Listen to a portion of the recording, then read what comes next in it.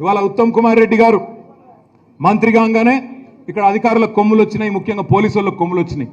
కొమ్ములు వచ్చి ఇవాళ మా వాళ్ళని తీసుకొని పోయి బలవంతంగా ఎస్సీ ఎస్టీ కేసులు పెట్టడం, ఇష్టం వచ్చినట్టు ఉత్తమ్ కుమార్ రెడ్డి గారి ఇంట్లో గుమాస్తాలాగా, ఇంట్లో బంట్రోతులాగా పోలీసు వాళ్ళు పూర్తి స్థాయిలో ఆయనకు దాసులై పనిచేస్తూ ఉన్నారు. వాళ్ళకు కూడా నేను ఒకటే విజ్ఞప్తి చేస్తూ ఉన్నా పోలీసు వాళ్ళకి, అయ్యా ఈ ప్రభుత్వం శాశ్వతం కాదు, ప్రభుత్వాలు శాశ్వతం కాదు. మొన్న 10 ఏళ్ళు మేమున్నాం, ఇవాళ వాళ్ళు ఉన్నారు, రేపు మళ్ళీ తప్పకుండా మా టైం వస్తుంది.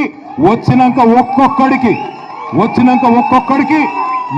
మిత్తితో సహా వడ్డీతో సహా తిరిగి చెల్లిస్తాం. ఒళ్ళు దగ్గర పెట్టుకోండి అని చెప్పి నేను విజ్ఞప్తి చేస్తా ఉన్నా.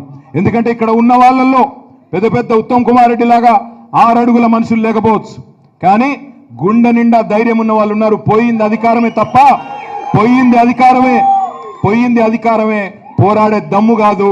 పోరాడే తత్వం ఇంకా ఉంది, పోరాడే దమ్ము ఇంకా ఉంది. తప్పకుండా ఉత్తమ్ కుమార్ రెడ్డి అయినా ఇంకెవరైనా వాళ్ళని తప్పకుండా ఎదుర్కొంటాం. మీకు